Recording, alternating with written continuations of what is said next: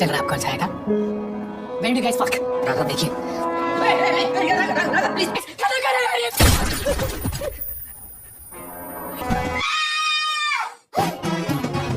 तेरे घर में लाश है तुझे, you should cancel the party।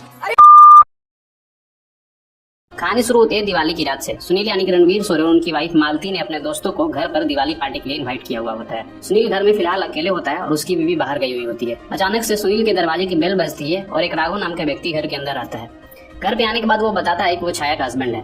छाया सुनील के ऑफिस में काम करती है और सुनील और छाया का अफेयर चल रहा होता है। राघव और सुनील बात ही कर रहे होते हैं कि गुस्से में आकर राघव खुद को गोली मार देता है। ये देखकर सुनील के होश उड़ जाते हैं। वो दीवार पर लगे खून के धब्बे साफ कर रहा होता है कि उसकी बीवी घर में आ जाती है। सुनील उसे सारी कहानी बताता है और कहता है कि ये उसके ऑफिस का वर्कर है और उसने उसे जॉब से निकाल दिया, जिस वजह से उसने खुद को गोली मार दी। दोनों हस्बैंड वाइफ मिलकर फर्श का खून साफ करते हैं और बॉडी को एक बॉक्स में डाल देते हैं। अभी सब कुछ चल ही रहा होता है कि सुनील के दोस्त पार्टी के लिए आने शुरू हो जाते हैं। सुनील के जिगरी दोस्तों में से एक जोशी, दूसरे दोस्त राहुल जिसका किरदार रजत कपूर प्ले कर रहे हैं। राहुल एक राइटर है और उसकी किताब अभी बस कुछ ही दिनों में पब्लिश होने वाली है। वो काफी खुश है और पूरी मूवी में वो इसी के बारे में बात करता है। सुनील के चाचा चाची, राहुल की बीवी और उसके बच्चे और सारे लोग पार्टी में एक करके आते रहते हैं। पार्टी चल रही होती है, तभी अचानक से सुनील के बेडरूम में एक फोन बजता है। पहले तो सुनील समझ नहीं पाता है कि फोन किसका है, फिर उसे राघव की याद आती है। वो धीरे से बॉक्स खोलकर फोन को ऑफ कर देता है। इसी तरह की कई मुसीबत उसके सामने आती है, लेकिन वो सब मैनेज कर लेता है। तभी पार्टी में अचानक से छाया भी आ जाती है। छाया को अकेले में देखकर सुनील उसे पूछता है कि वो यहाँ पे क्या कर रही है। तो छाया बोलती है कि राघव का सुबह से कुछ पता नहीं है, उसे सब कुछ पता चल गया है और सुबह से वो एक सैड नोट लिखकर गायब है और उसका फोन भी नहीं मिल रहा। सुनील उसे कहता है कि घर जाओ, वो वापस आ जाएगा, लेकिन छाया घर नहीं जाती है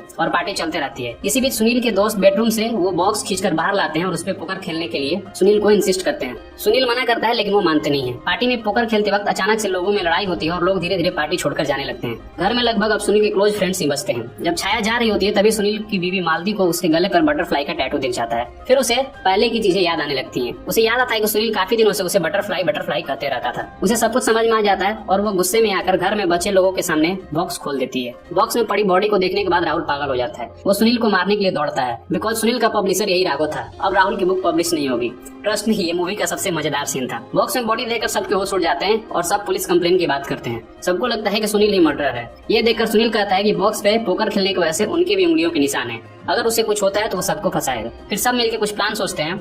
जब किसी को कुछ समझ में नहीं आ रहा होता है तो राहुल के बच्चे आरव को एक आइडिया सोचता है। वो कहता है कि बॉडी को रेलवे ट्रैक पर फेंक कर आते हैं। सब मिलकर सुनील की बॉडी को रेलवे ट्रैक पर फेंक आते हैं और राघव की कार भी रेलवे ट्रैक के बगल में खड़ी कर देते हैं ताकि ये सुसाइड लगे, और इस तरीके से मूवी खत्म हो जाती है। सो कहानी काफी सिंपल सी थी, लेकिन जिस तरीके से इसे प्ले किया गया है, जिस तरीके से इसे पोर्ट्रे किया गया है, आपको काफी मजा आने वाला है। अगर आपको कहानी सुनने के बाद मूवी को लेकर थोड़ी सी इंटरेस्ट जगी है तो आप इसे सोनी लिव पर देख सकते हैं। और ऐसी न्यूज अपडेट्स एंड वीडियोस के लिए हमारा चैनल सब्सक्राइब